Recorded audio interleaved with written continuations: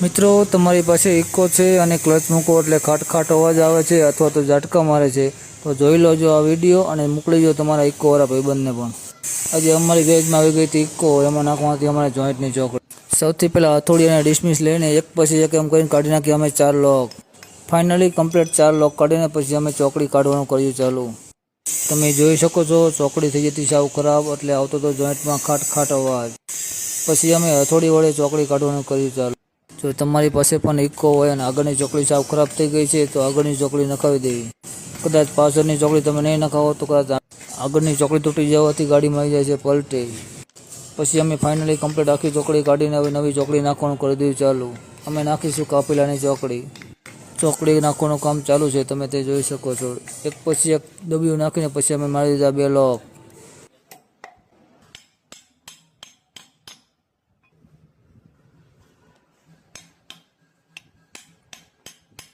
ચોકડી નાખવાનું કામ અમારું કેવું લાગ્યું? જો સારું લાગ્યું હોય તો કોમેન્ટ કરજો।